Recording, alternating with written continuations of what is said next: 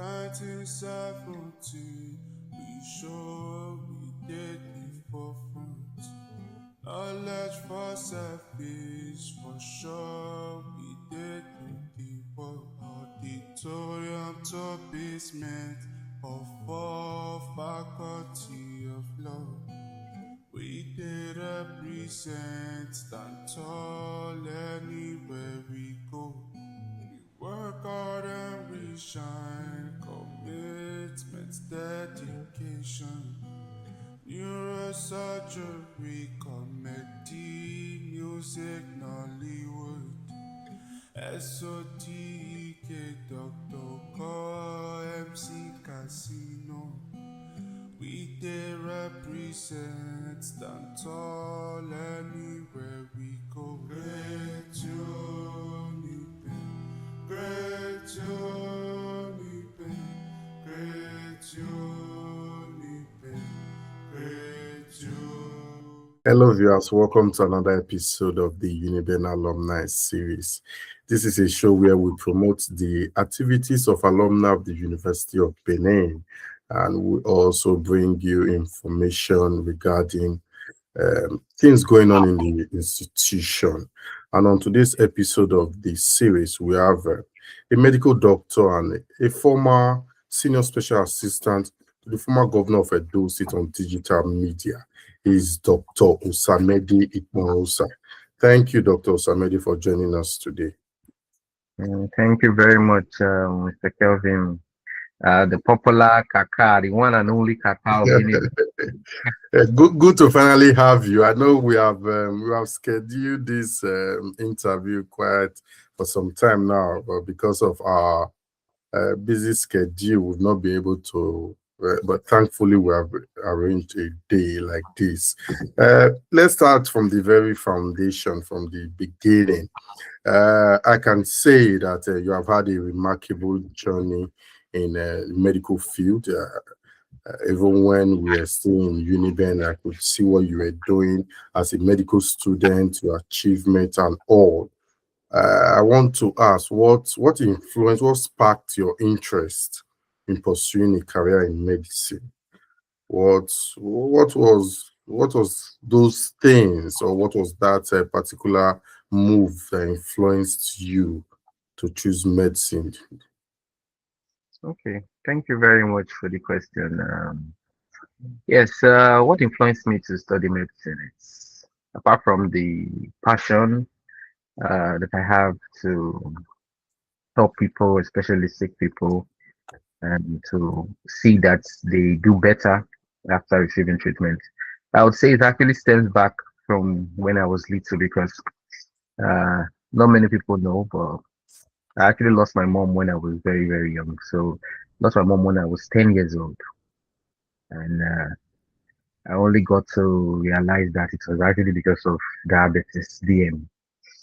So, and that is something that is even commonplace today, and it's actually very, very manageable. People live with diabetes all their life and they don't die from it, but because of lack of knowledge and all that. So I lost my mom when I was 10. So that actually forged my passion to say, okay, you know what, let me go into this field and see, learn about how to prevent such unnecessary deaths, not just in my family alone, but of course a lot of people. Because one of the reasons why mortality is still very, very high from preventable illnesses and even manageable illnesses in Nigeria is because of lack of knowledge. So that is just that. So that is why I decided to go into medicine, and that is also why I'm even in public health. Yes, because public health is basically you trying to prevent illnesses. Because as a doctor, you only treat one patient at a time. You can only treat one person at a time. But public health deals with populations, so preventing diseases amongst the people in the population. So, yeah. Okay. You just mentioned public health, which is an area of interest for you currently. That will bring me back to the COVID era. you're a member of the Edo State COVID-19 response team. Benefit of hindsight, what were those challenges yourself and other members of the team faced as a then, and how did you? I know there were common issues. First off, for population for populace in Africa, most or some did not believe that it was real. I don't know. Yes. Yes, I know we had that challenge as a Mm, continent. mm. So, but specifically for your committee, for your response team, what were those challenges, and how did what was the response to those challenges from the team? Yes, you just mentioned one. One of the challenges we had was that mentality that COVID-19 not the kill African man. In fact, Yeah. yes, there's a brother saying they say this is not the key African one. So that was the major problem we had. A lot of people didn't want to use the non-pharmaceutical measures to prevent COVID-19, like the use of face masks. People didn't believe in it. People didn't believe in washing their hands. People didn't believe in social distancing and all that. Okay, in the heat of COVID-19, people were still having uh, their one bear and all of that. So a lot of people didn't believe in that. So lack of knowledge was one of the major problems. Apart from maybe the institutional problems like facility shortage in bed spaces and diagnostic tools that, of course, most governments later on decided to prioritize. But knowledge, knowledge was the big problem. Mm, People were more or less uh, acting in uh, contradiction to what we were actually preaching. I was part of the COVID-19 communications team specifically. So back then, I was going to different radio stations. Remember then, I used to go to one around town every day to talk about COVID-19. People would call and say, "Oh, there's nothing like that. There's nothing like that. There's nothing like that. There's nothing like COVID-19. It's not killing anybody." But of course, being in the medical sector, I've seen people die from COVID-19. mm. Real people, people I know, people die from COVID-19. So uh, I just feel if we can um, increase revenue on health education, it will actually help a lot in back home in Nigeria. It will actually help a lot. A lot of diseases uh, can actually be prevented if people have the right knowledge. But it's something that most governments are not actually paying Yeah, attention to. that was going to lead me to my next question. We could be pardoned that COVID-19 took us for a shocker. It was not something we anticipated at all. But God forbid if there is any pandemic like that, do you think we have, as a country, we have the facility, we have the infrastructure to tackle such an outbreak? Yes, I actually believe we have the facilities and we have the resources. And I'm going to say the biggest resource that we have is actually personnel. Okay, because in Nigeria we have some of the best medical personnel. We have people who are well trained, who know their onions basically. I Yeah. remember. But with the current wave of Jackpa, do we still have that number and quality? Do we still have them? Yes, we still do, but no doubt that brain drain is a big Mm, problem that the government actually needs to tackle. Okay, and we've been saying that all year round. Okay, increased welfare and all that. Doctors strike and all that. Government does not seem to care, does not seem to want to pay attention and all of that. So that is what is spoiling the jackpot syndrome among medical personnel. But if we are going to have another pandemic, which I do not pray for, yeah. but we actually do have the personnel and uh, but maybe the facilities may not be top notch, but Mm, then we'll be able to weather the storm. mm. Yes. Okay. Talking about talking about facilities, let's go to our medical school.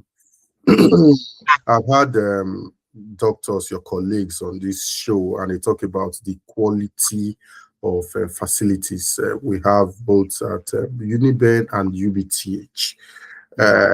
Said it's quite top notch, one of the best we have in the country. Exactly. Yes, and if you put that side by side with the lecturers, the teachers you have there, how was your take about UNIBEN Medical School? Uh, yes, you are already nodding your head that we have the facility, but if we look, if we toss the coin, we look at the challenges. I would also like you to mention some of the challenges you think that we need to improve as an institution when it comes to our medical school. Yes. The thing about UNIBEN is this. UNIBEN is like, of course, if not for UNIBEN, none of us will be where we are today. So we owe a lot of gratitude to the university and the fact that the personnel there working, management and staff are doing a whole lot. The truth is, the medical school is also very, very highly rated. It's highly rated because I don't think there is any other school in the South South, any other medical school in the South South that can uh, be placed in the same pedestal with the University of Benin Medical School. It has produced a lot of great and renowned medical personnel, medical doctors, and they are doing wonderfully well in their respective field. And when you talk of, I want to say that back then in medical school, we used to have air conditions. We had air conditions in our classrooms.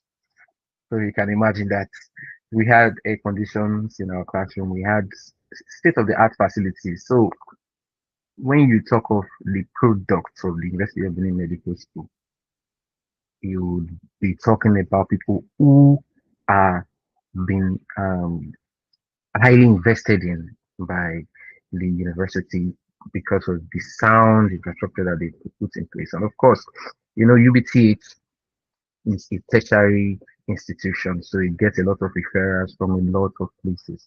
So whoever trains there gets to see those illnesses, those diseases firsthand. Like you get people being referred from Bayelsa, from Delta State, from even as far as places in the north. There was a time we had someone come from, I think Borno. So you can imagine that's far from the north. So UBT is not just serving the south south.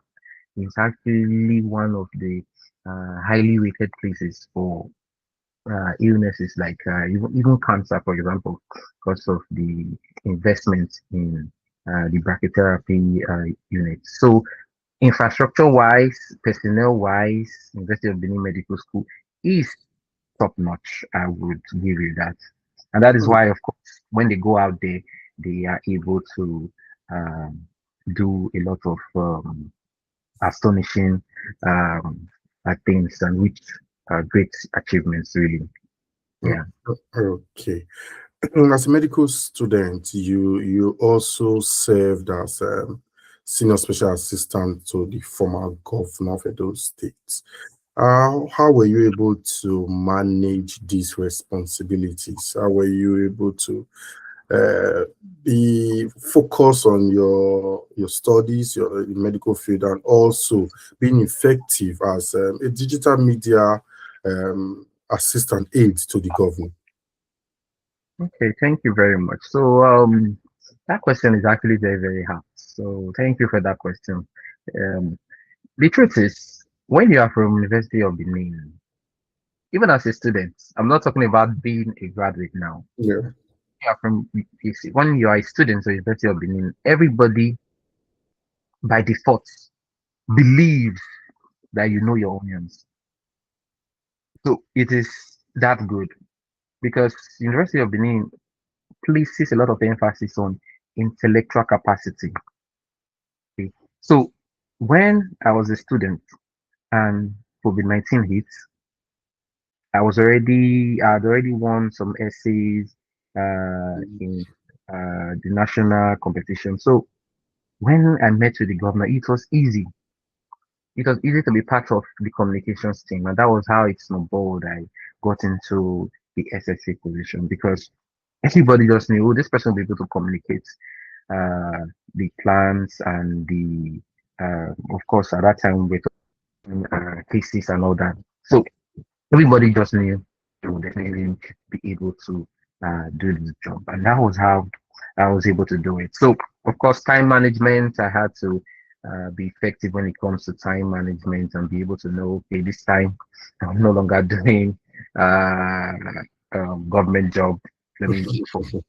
And of course, I was able to do all that. I can boldly say I never wrote any exam twice. I never failed any exam despite all of that, despite the engagement for up to 7 years uh, in government. So it was easy because as a UNIBEN student, like I said, Yeah. you already know your onions. Yeah, it's good. It's good to hear that from you directly, so others can be encouraged that you can actually be focused. If you have other engagement, you can also be focused on your studies as well. Exactly. Yeah. Earlier you mentioned that the passion for medicine came quite early when you were young and all that. But also you are a great writer. You've won competitions, essay competitions, and all. So how did the creative part come about? How did the storytelling come about? Okay, I think that can also be traced back to my parents because my dad also did school in University of Benin, so yeah, more or less like don't go even graduates. Yes. So he actually studied English, and my mom was also an English teacher in secondary school.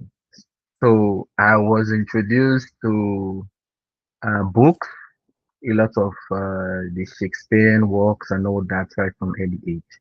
So I would read their books, their English materials and all that. So it fascinated me how those, especially those the way they put the structure of English basically. So I knew early on how to put words together, how to um, captivate people when you write and all that. So it came natural for me. And so when I entered those competitions, it was the first competition was NCDMB. That was 2017.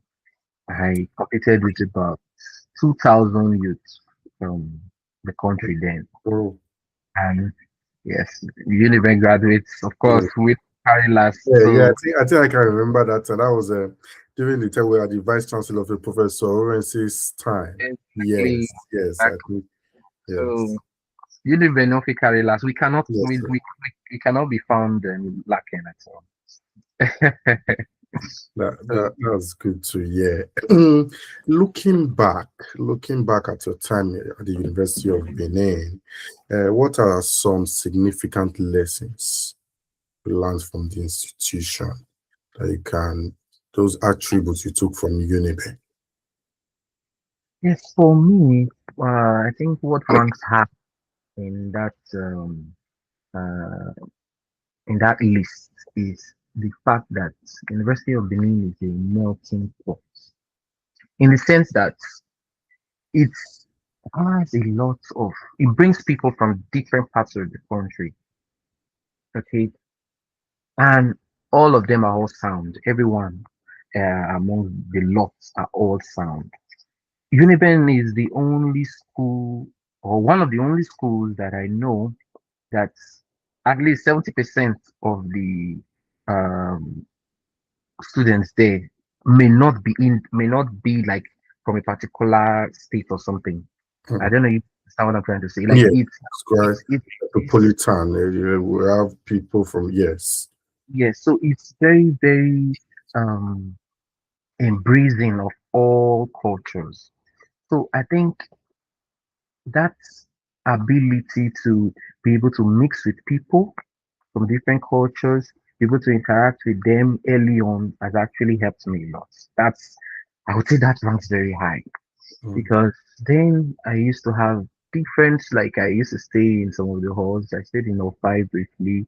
then NDDC hostel, and I had so many roommates from different cultures, and it enabled me to appreciate uh, their way of life and all that. So that has actually helped me everywhere I've been. So that's very, very top in the list. Then secondly is uh, teamwork and collaboration. Of course, UNIBEN is big on ensuring that people work in groups and all that, ensuring that people are able to work as a community, not just driving only competition. Because I've noticed that a lot of people are so competitive. Some schools only want people to be competitive, but collaboration is actually what makes people, what makes society develop. Because I think someone said that if you want to go fast, then you go alone. But Yeah, then if you want to go very far, then you have to uh, go with someone. elaborate. Yeah. Yeah. So Uniben actually taught me teamwork. Remember then, you want to cook beans, Maggie. You have someone with beans, someone else will have the crayfish or something. So you learn to collaborate. You learn to have that team spirit early on. So that has actually helped me. For me, then I didn't have beans, I didn't have Maggi, but I used to have palm oil a lot. Used to have a palm oil farm, so I used to have palm oil. So anybody that wants to cook beans, I have my palm oil. So that actually has helped a lot for me. Mm, So that is second on the list. Then third on the list is the fact that Uniben also places a lot of premium on intellect. You will never find anyone that is a Uniben student that didn't actually deserve to be a Uniben student. Uh, Everyone that has graduated from Uniben really knows what he or she was taught in school. The school has actually passed through them. They didn't just pass through the school. mm, And then places premium on intellect. So that has actually helps me everywhere I go. I always strive for excellence. I always strive to be the better version of myself. So, and that stems from the period of my being a student in the University of Benin. okay. Lastly, some time ago, you received royal blessings from the Oba of Benin for your achievements. Yes. What does that recognition mean to you? Especially those of us that are Edo people, we know how we highly will place the traditional stool in Edo. So for you, receiving royal blessings from the Oba of Benin for your achievements, what does it mean to you, and how has it influenced your approach to service and leadership as well? For me, it was a remarkable moment because I've always believed that the monarch also places a lot of premium on intellect because uh, when the monarch was during the coronation, the immediate period after the coronation, the monarch actually disbanded a lot of CDCs and all those, Yes, it is. Yeah.